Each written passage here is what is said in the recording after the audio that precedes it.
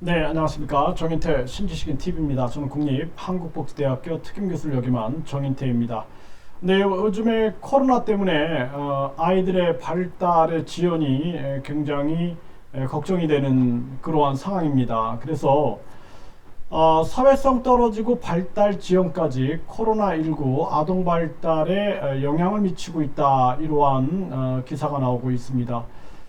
당연히 이 유아기 때 인지, 정서, 사회성, 언어, 행동이 발달이 돼야 되는데 이 친구들과 놀이하는 것도 부족하고 또 마스크를 쓰고 있기 때문에 이 마스크 때문에 이 아이들이 언어 발음할 때 이 상대방의 입을 보고 이 언어 학습을 한다든지 또는 다양한 표정, 네, 이 표정을 보고 이 언어 표현을 이해하고 공감하는 이러한 부분들이 이제 부족해질 수밖에 없는 거죠. 특히 인간의 발달은 사람과의 상호작용을 통해서 발달되는 것입니다.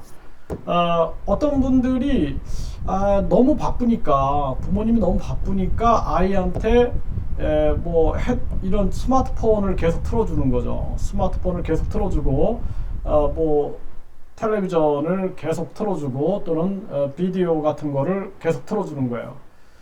컴퓨터를 통해서도 계속 틀어주는 거예요. 그런데 아이가 이상한 언어 발달이 일어나게 되는 겁니다. 그러니까 상황에 적합한 말을 하지 않는 거예요. 예를 들어서 내가 그 엘리베이터에 들어갔는데 그 영상에서 엘리베이터에 들어갔더니 굉장히 답답한 그러한 상황이 있어서 사람 살려라는 말을 했단 말이에요. 그랬더니 이 아이가 이 엘리베이터에 들어가서 사람 살려 이런 행동을 하게 되는 거예요. 그러니까 이게 뭐냐면은 상황에 부적합한 언어를 습득하게 되는 거예요. 그래서 엘리베이터에 엄마랑 같이 우리가 들어가 가지고 이제 엘리베이터가 올라가네, 몇 번 누를까, 뭐 우리가 3층에 사니까 3번 눌러야지, 자 엘리베이터에서는 조용히 우리가 기다리자, 뭐 이렇게 하면서 상황에 적합한 말들을 배워나가야 되는데 그게 아니라 상황에 부적합한 언어들을 배워나갈 수가 있는 거죠. 그리고 사람과의 상호작용이 발달을 일으키는데 사람과의 상호작용이 아닌 영상 매체라든지 각종 이러한 그 스마트폰이라든지 이러한 부분들은 인간의 정상적 발달에 부정적 영향을 미치는 거예요. 우리 성인과 유아들은 다르죠. 유아들은 이제 발달이 되어야 할 아이들이거든요. 그래서 이런 것이 이제 굉장히 좀 걱정이 되는 상황이고요. 또 마스크 쓰면 표정 못 봐, 코로나19 아동 발달 저해 우려, 네, 이런 기사가 나오죠. 그렇죠? 네, 그리고 코로나 아동 발달에도 영향, 교사 75% 언어 발달 기회가 감소한다, 이런 얘기가 나오고 있습니다. 이게 이제 6살 이전에 아이들의 인격, 성격, 지능, 인격, 성격, 지능, 도덕적인 자세, 학습 태도 등이 거의 다 결정된다. 이게 이제 유아교육자들의 얘기예요. 연구한 결과에 따른 얘기입니다. 그래서 우리가 유아기 때 인격, 성격이 잘 발달되지 못하면 어떻게 돼요? 이것이 나중에는 인격장애, 성격장애가 되는 거예요. 우리가 성격장애, 인격장애 보면은 뭐 있어요? 뭐 소시오패스, 네, 양심의 뇌가 없는 사람들. 그러니까 자신의 이익을 위해서는 수단과 방법을 가리지 않는 거죠. 네, 수단과 방법을 가리지 않고 양심의 가책을 잘 못 느끼는 거예요. 네, 그러면서 다른 사람을 이용하고 이상한 식으로 발달이 될 수가 있는 거죠. 또 뭐 우리가 성격장애, 인격장애 굉장히 다양하죠. 뭐 의존성이 있다든지 굉장히 많은 어떤 의존형 또는 경계하고 의심하고 이러한 부분들 또는 갑자기 성격이 굉장히 극과 극을 달리는 그러한 모습들, 이런 것들이 나타날 수가 있게 되는 거예요. 또 뭐 강박증도 나타날 수가 있겠죠. 네, 자기가 틀에 박힌 강박적인 사고라든지 또는 의심하는 편집증이라든지 이러한 부분들이 나타날 수가 있는 겁니다. 그래서 인격, 성격, 지능도 그렇죠. 네, 유아기 때 뇌발달의 결정적 시기이기 때문에 유아기 때 뇌발달이 활성화돼야 되는데 사람과의 상호작용과 다양한 움직임과 놀이를 통해서 발달이 되는데 그러한 발달에 부정적 영향을 미칠 수밖에 없는 것이죠. 네, 그래서 인격, 성격, 지능 도덕적인 자세, 우리가 이 도덕성 지수 MQ라고 얘기를 하잖아요. 이 도덕성 지수가 얼마나 중요합니까? 사실 이렇게 살다 보면은 지금 정치권에서도 뭐라 그래요? 정직하냐, 정직하지 않느냐, 정직하지 않냐, 이런 부분들에 대한 검증들을 굉장히 많이 하죠. 그래서 사람이라는 것이 도덕성 그리고 양심, 자신의 양심에 입각해서 말하고 행동하고 이러한 측면들이 굉장히 중요한 부분들이 되는 겁니다. 그래서 이러한 인격, 성격, 지능, 도덕적인 자세, 학습 태도, 학습에 대한 태도 등이 거의 다 결정된다라는 거예요. 6세 이전에.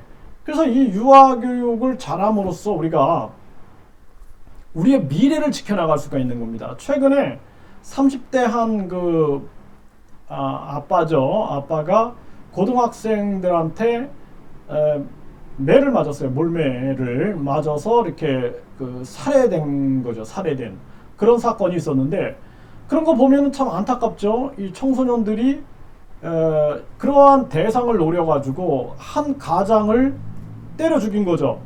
그러면은 자기들은 어떤 뭐 재미나 또는 목적을 가지고 그렇게 할 수 있지만, 한 가정에서 그 아이들은 아버지를 잃어버리게 된 거고 또 한 아내는 남편을 잃어버리게 된 거거든요.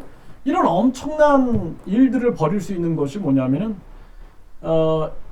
어떤 공감 능력이라든지 또는 상대방 사람에 대한 존엄성, 인간의 존엄성이라든지 사랑이라든지 이런 것들을 습득하지 못했던 거죠. 그러다 보니까 단체로 그런 나쁜 짓을 하게 되는 것인데, 굉장히 안타깝죠. 네. 또 코로나로 병원 못 갔는데 우리 아이 발달 문제 없을까?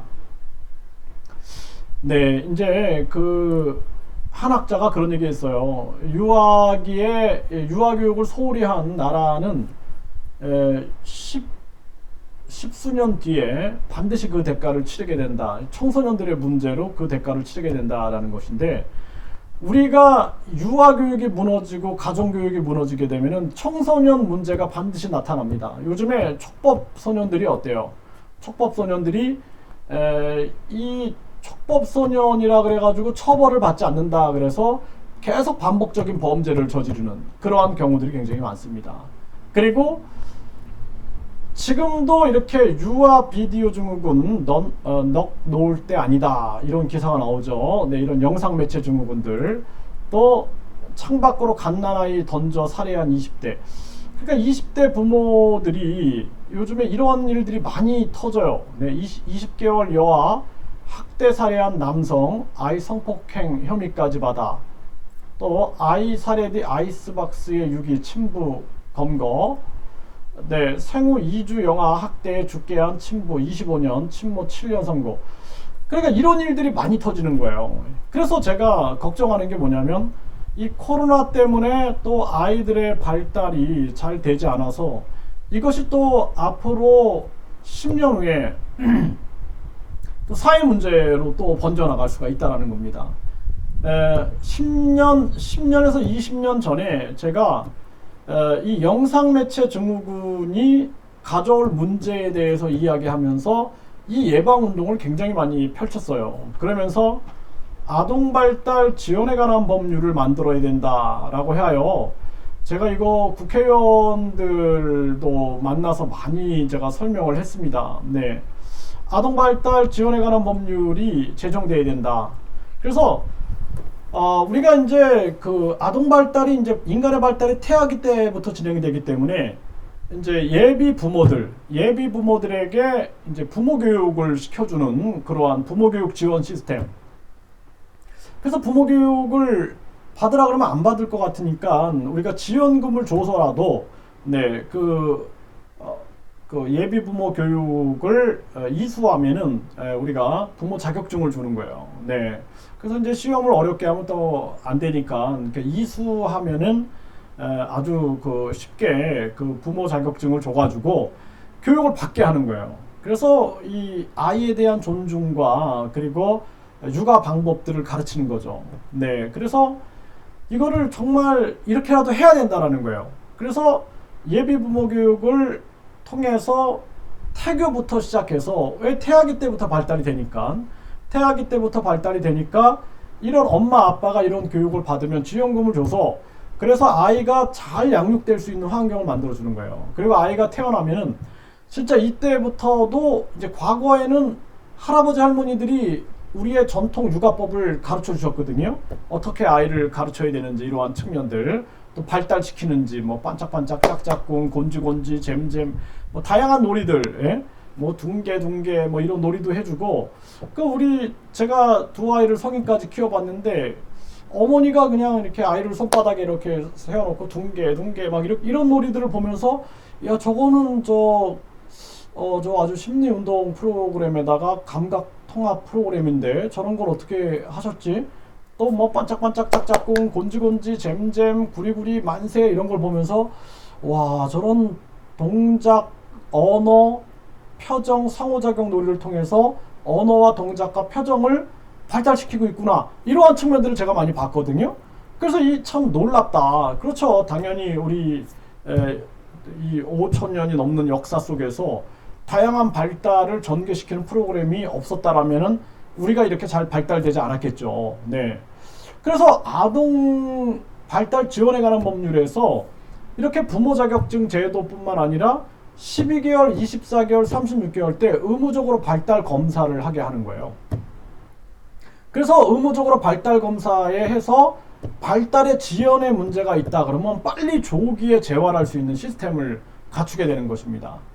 네, 그래서 이게 무슨 꼭 장애 등급을 받아야지만 하는 것이 아니라 발달 지연이 있다라는 소견이 있으면 빨리 그때 해야 하는 거예요. 그때 하면은 조기 재활이 가능한데 이미 장애 등급을 받았을 경우에는 이때는 이미 이제 늦었을 경우가 되게 많아요.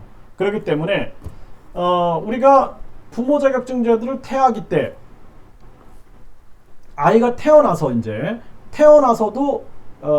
36개월 때까지 1년, 2년, 3년 계속 부모 교육을 받으면은 우리가 그 지원금을 주는 거예요. 지원금 정책. 그래서 우리가 아이가 태어나면 얼마라고 지원해 주는 것도 있지만 이렇게 부모가 부모 교육을 받음으로써 이 아이를 어떻게 해요?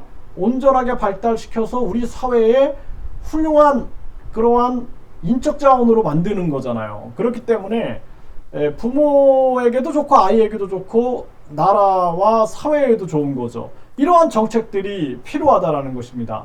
그래서 이 아동 발달 지원에 관한 법률, 그래서 부모 교육에 대한 부모 자격증에 대한 그리고 의무 발달 검사에 대한 또 조기 발달 재활에 대한 이러한 정책들을 만들어 나가야 된다라는 거예요. 그래서 저는 이 장애아동 발달 재활 현장을 제가 이렇게 보면서 느끼는 것이 뭐냐면은 저 아이들이 장애가 되기 전에 이런 법이 있었으면은 얼마나 좋았을까. 저 아이가 이제 앞으로 성인이 되고 청소년이 되고 성인이 되고 발달장애인 노인이 되고 이럴 경우에 더 사회적인 비용도 비용이지만 그 가족들의 아픔 또 사회 통합에 대한 갈등 뭐 이런 것들이 더 심해지는 거예요. 그래서 조기에 발견해서 재활하고 예방할 수 있는 아동 발달 지원에 관한 법률이 정말 너무나 필요하다.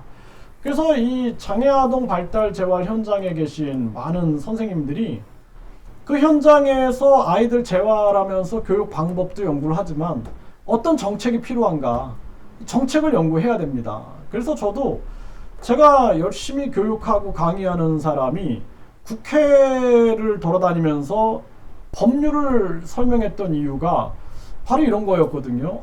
이거를 조기에 예방하고 지원하면 얼마나 좋을까라는 생각들이었거든요.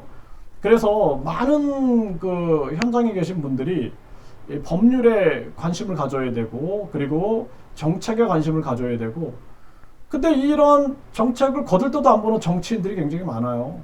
제가 정치인들 만나려고 가서 설명을 죽으라고 해도 잘 듣지도 않아요. 돈을 갖다 주면은 아마 눈이 반짝반짝 거릴 것 같아요. 그래서 제가 지금 정치 개혁에 대해서 외치고 있는 겁니다.